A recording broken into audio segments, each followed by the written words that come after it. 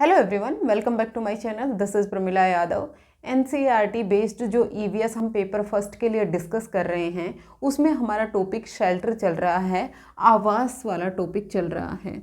आज हम डिस्कस करने वाले हैं हाउसेज इन असम। आसाम में किस तरह के घर बनाए जाते हैं। असम के साथ साथ कुछ और भी पार्ट है नॉर्थ ईस्ट के जहाँ पर सेम प्रकार के घर पाए जाते हैं। जो घरों के प्रकार हैं वो उस स्पेसिफिक एरिया की जलवायु, वहाँ की क्लाइमेटिक कंडीशंस, वहाँ के वेदर, मौसम और वहाँ की जो लोगों की ज़रूरतें हैं उस पर डिपेंड करती हैं। वहाँ पर किस तरह का मटेरियल अवेलेबल है उन सब चीज़ों पर डिपेंडेंट होती हैं। जहाँ पर बहुत ज़्यादा बारिश होती है वहाँ पर घरों के प्रकार अलग प्रकार के पाए जाते हैं। जहाँ पर डेजर्ट है वहाँ घरों के प्रकार अलग होते हैं। जहाँ पर बहुत ज़्यादा स्नोफॉल होती है वहाँ पर घरों के प्रकार अलग होते हैं।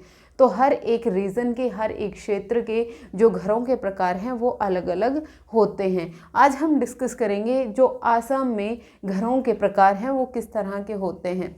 देखिए, जो आसाम है वहाँ पर हैवी रेनफॉल होती है, बहुत ज़्यादा बारिश होती है।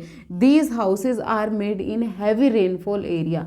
जहाँ पर सबसे ज़्यादा बरसात होती है, यहाँ पर बरसात खूब होती है। जहाँ पर बरसात ज़्यादा होती है वहाँ पर घरों के प्रकार किस तरह के होते हैं। Houses are made up of wood and bamboo. Bamboo मतलब बांस। यहाँ पर जो घर बनाए जाते हैं वो कैसे बनाए जाते हैं, लकड़ी और बांस के घर बनाए जाते हैं। देखिए, हम जब लद्दाख में घर पढ़ रहे थे तो हम पढ़ रहे थे जो घर हैं वो स्टोन से बनाए जाते हैं, पत्थर से बनाए जाते हैं। अगर आपने लद्दाख के घरों की करैक्टरिस्टिक वाला वीडियो नहीं देखा है तो आप एक बार प्लेलिस्ट चेक कर लीजिए, आपको वहाँ पर मिल जाएगा। उसके साथ साथ मैं डिस्क्रिप्शन में भी उसका लिंक है वो डाल दूँगी। तो यहाँ पर क्या है, यहाँ पर बारिश बहुत ज़्यादा होती है और यहाँ पर जो अवेलेबिलिटी ऑफ मटेरियल है, यहाँ पर बैम्बू बहुत ज़्यादा होता है। आसाम में बैम्बू बहुत ज़्यादा होता है, इजीली अवेलेबल होता है। तो यहाँ पर जो घर बनते हैं वो कैसे बनते हैं, लकड़ी के और बांस के घर बनाए जाते हैं। जो लकड़ी और बांस के घर बनाए जाते हैं वो ग्राउंड पर नहीं होते हैं, वो ग्राउंड से लगभग 10 से 12 फीट ऊपर बनाए जाते हैं। 10 से 12 फीट का मतलब है 3 से 5 मीटर की हाइट पर बनाए जाते हैं। उनको ग्राउंड पर नहीं बनाते। जैसे हम मोस्टली प्लेन एरिया में रहते हैं, हमारे घर हैं वो ज़मीन पर बनाए जाते हैं, लेकिन आसाम में ऐसा नहीं होता है। आसाम में जो घर बनाए जाते हैं वो ज़मीन से लगभग 10 से 12 फीट ऊंचाई पर बनाए जाते हैं। वो क्यों बनाए जाते हैं, क्योंकि वहाँ पर जो बारिश है वो बहुत ज़्यादा होती है, हैवी रेनफॉल होती है। हैवी रेनफॉल होती है उसके कारण वहाँ पर बाढ़ आने के चांसेस बहुत ज़्यादा होते हैं। हर साल वहाँ पर बाढ़ आती है। अब फ्लडिंग से बचने के लिए, बाढ़ से बचने के लिए जो हाउसेज बनाए जाते हैं वो लगभग 10 से 12 फीट की हाइट पर बनाए जाते हैं। मोस्ट इम्पॉर्टेंट क्वेश्चन हर बार लगभग हर बार सीटेट पूछता है, आसाम में जो घरों के टाइप हैं वो किस प्रकार के होते हैं। जो घर हैं वो लकड़ी और बैम्बो के बनाए जाते हैं, बांस और लकड़ी के बनाए जाते हैं।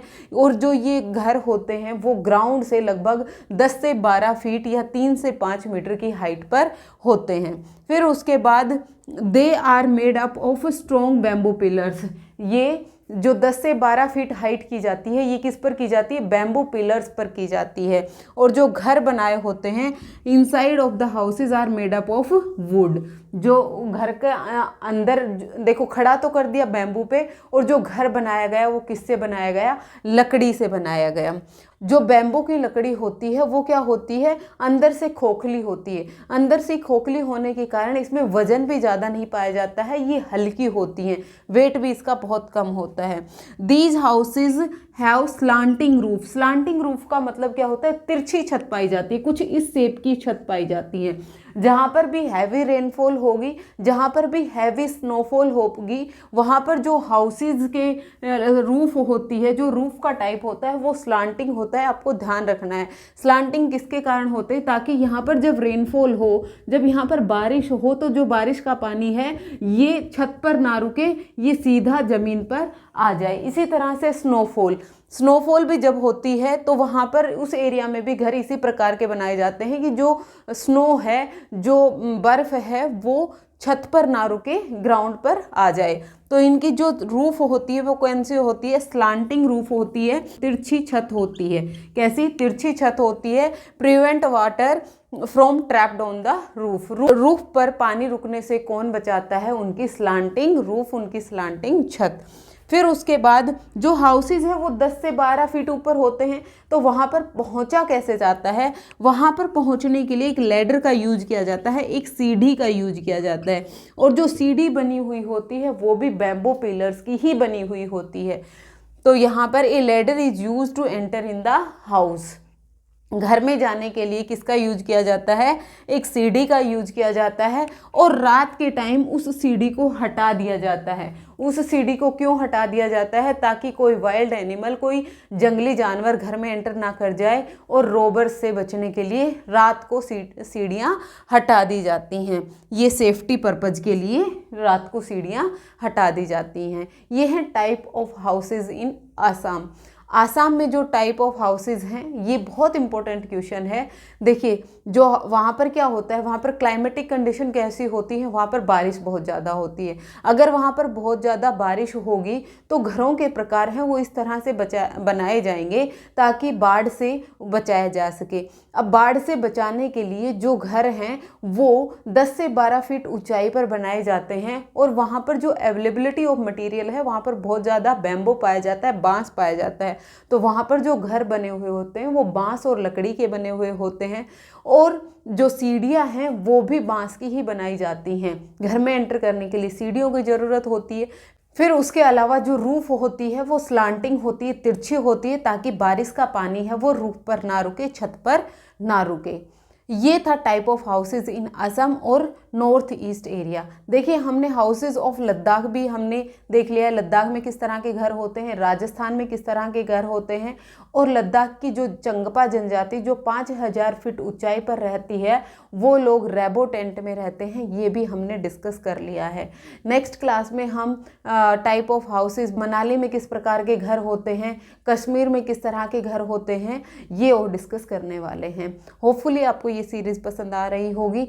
देखिए, जो मैं आपको क्वेश्चन करवा रही हूँ, जो टॉपिक मैं आपको करवा रही हूँ, ये मैं आपको पूरा डिटेल में करवा रही हूँ। जो एग्ज़ाम का पैटर्न है वो आपसे डायरेक्ट क्वेश्चन नहीं पूछता है, आपसे 4 ऑप्शन दे देगा, और इन्हीं चारों ऑप्शन में से आपसे ये पूछेगा इनमें से कौन सा असम में घर की एक कैरेक्टरिस्टिक नहीं है।